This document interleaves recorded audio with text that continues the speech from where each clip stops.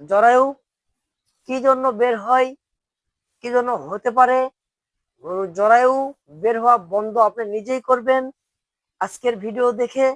এবং এর পর্যন্ত গরু ভয়ে যতগুলো মানুষ বিক্রি করেছেন খামারি ভাইয়েরা, তাদেরকে আজকের ভিডিওটি দেখার জন্য অনুরোধ করছি। খামার আমার, খামার আমার।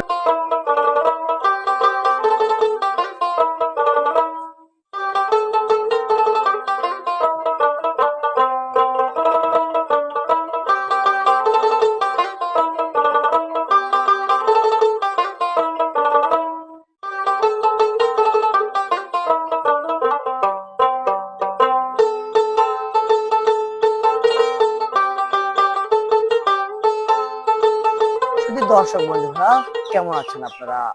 আশা করি সবাই ভালো আছেন। দেশে কিংবা প্রবাসে যে যেখান থেকে আজকে আমাদের ভিডিওটি দেখছেন, আপনাদের জানাই আন্তরিক শুভেচ্ছা ও অভিনন্দন।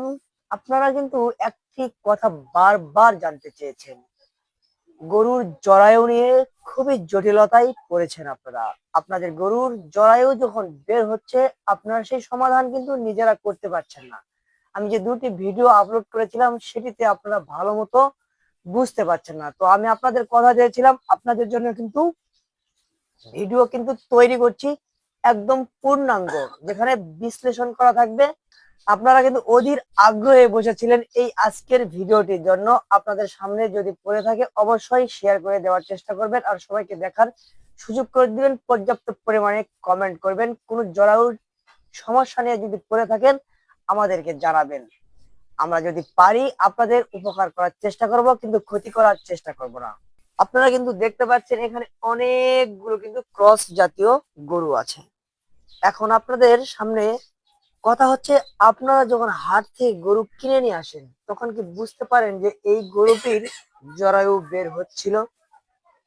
আর গরু যখন শুয়ে পড়ে তখন কিন্তু জরায়ুটা বের হয়, আর যখন দাঁড়িয়ে থাকে তখন কিন্তু সেটা ভিতরে চলে যায়। আর হাটে কিন্তু সেটা বোঝা খুব কঠিন ব্যাপার, কারণ হাটে গরু কিনতে গেলে সব গরুই কিন্তু শুয়ে থাকে না। যে গরুগুলো অসুস্থ সেই গরুগুলো কিন্তু শুয়ে থাকে, আর সবগুলো গরু দাঁড়িয়ে থাকে। আর ব্যাপারীদের একটি গরু শুতে দিবে না, তার কারণ শুলে মানুষ মনে করবে গরুটি অসুস্থ, এই জন্য গরু দাঁড়িয়ে দেয়। তো আপনারা যদি এই ধরনের ক্রস জাতীয় যদি গরু কিনে নিয়ে আসেন হাট থেকে, গরু আপনারা কেনার সময় জরায়ু বের হবে কি হবে না এটা বুঝবেন কিভাবে? এটা বোঝার জন্য আপনার যদি পিছনের সাইডটার জরায়ুটা দেখেন বেশি পিচ্ছিল তেলতেলে ভাব, আপনারা কিন্তু বুঝে নিবেন জরায়ু বের হওয়ার সম্ভাবনা বেশি থাকে বা হয়েছিল। বা এই কারণে কিন্তু অনেক ব্যাপারে ভাইয়েরা বা গৃহস্থ ভাইয়েরা কিন্তু গরুটাকে বিক্রি করে দেয়। তো আজকে সেটাই দেখাবো, গরুটা যেন বিক্রি না করতে হয়। আসুন, এই ধরনের একটি গাভী কিনেন বা গাভিন যদি কিনেন, তাহলে আপনাদের হয়তো বাড়িতে এসে জরায়ু বের হচ্ছে, আপনারা কি করবেন? কারণ বলেছিলাম শুরু থেকে শেষ পর্যন্ত আজকে ভিডিওটি আমি করে দেখাবো আপনাদের পূর্ণাঙ্গ বিস্তারিত। তো আসলে এই যে দেখতে পাচ্ছেন গরুটা, এই গরুটা যখন গাভীন থাকে 8 মাস, 9 মাস, 10 মাস, তখন কিন্তু জরায়ুটা বের হয়। প্রথম সমস্যাটা হচ্ছে আপনাদের ফলনটা কিরকম। গরুর যে ফলনটা বা মেজেটা আছে সেটা কিন্তু প্রতিদিন কিন্তু ধুতে হবে জীবাণুনাশক দিয়ে, সেটা কিন্তু সবাই জানে।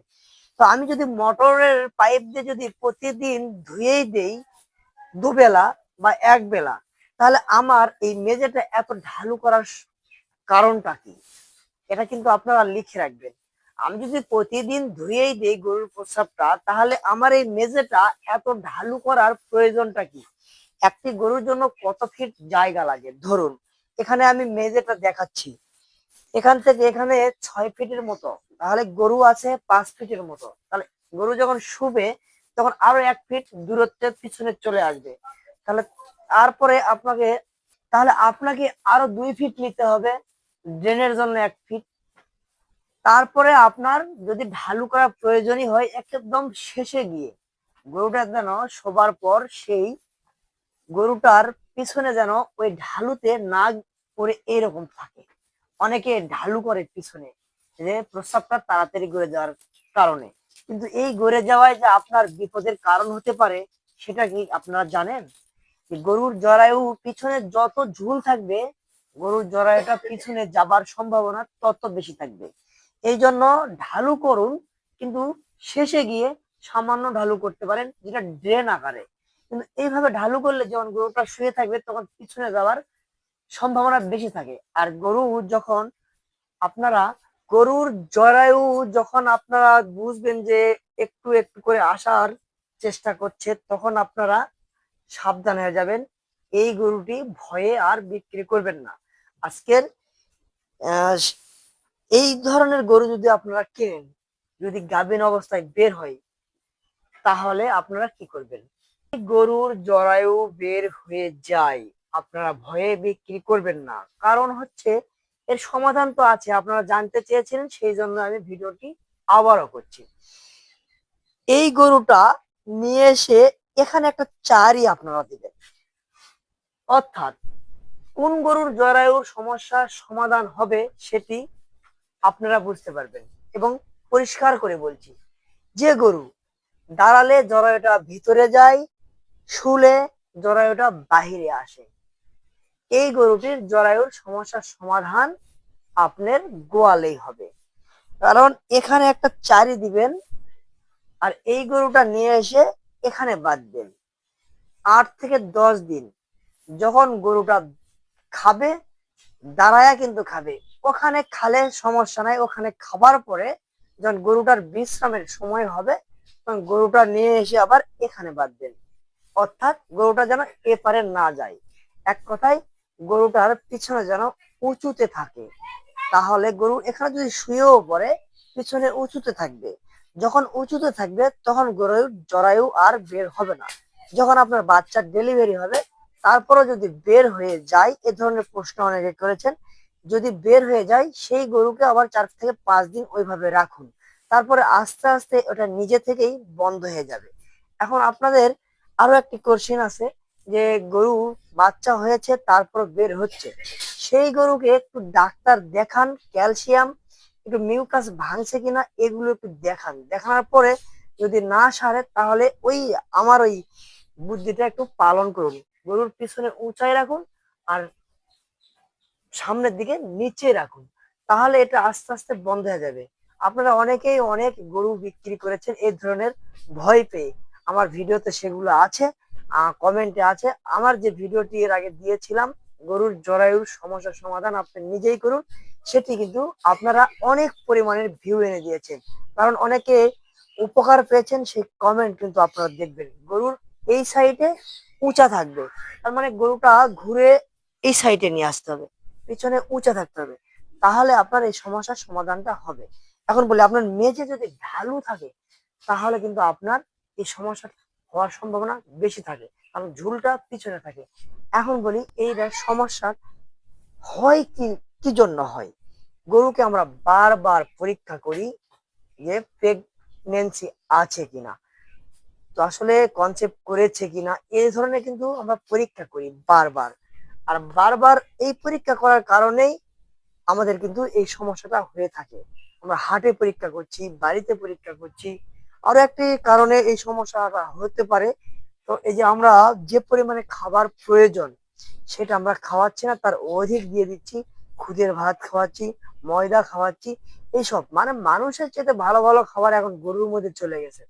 এই কারণে তৈলাক্ত হওয়ার কারণেও কিন্তু জরায়ুর সমস্যার সমস্যা হতে পারে। তো আপনারা এখন এই সমস্যার সমাধানের একটাই কারণ, আপনাদের আর একটা জিনিস দেখাই, যে এই ধরনের যে একটা খুঁটি আছে পিছনে, গরুটা নিয়ে এসে ওখানে খাবে, মেন জায়গায় খাবে, সমস্যা নেই। কারণ গরু দাঁড়ালে তো জরায়ু বের হচ্ছে না, শুলে বের হচ্ছে। তো খাবার সময় মেন জায়গায় খাবে, যখন বিশ্রামের সময় হবে তখন আপনি আস্তে করে নিয়ে এসে এই পাশে বাঁধুন। তাহলে গরুটা উঁচাই শোবে, মানে গরুর পিছনটা উঁচাই থাকবে, তাহলে আপনার এই সমস্যাটা সমাধান হয়ে যাবে, যেটা পরিষ্কার ভাবে আমি বলছি। তো আসলে উঁচাই যখন দুটি পিছনের পা রাখবেন, তখন কিন্তু এই সমস্যাটা হবে না, আর আস্তে আস্তে ঠিক হয়ে যাবে। অনেকে বলে যে ভাই 9 মাস 10 মাস গাভীর বাচ্চা হয়েছে তারপর বের হচ্ছে, তো যদি দাঁড়ায়া থাকা অবস্থায় যদি এটা বের হয়, তাহলে একটু ডাক্তারকে ডাকবেন। এখানে ক্যালসিয়ামের সমস্যা আছে, আয়রনের সমস্যা আছে, তো সেটা কিন্তু এই পদ্ধতি পালন করলে হবে না। অনেকে দড়ি দিয়ে বাঁধে, এই পাশে দড়ি পেঁয়াজ বাঁধে, অনেকে সেলাই করে, এতে গরুর সমস্যা আরো বেশি হতে পারে। তো এই ধরনের যদি হয়ে থাকে তাহলে আপনারা পিছনে বাঁধবেন উঁচা করে।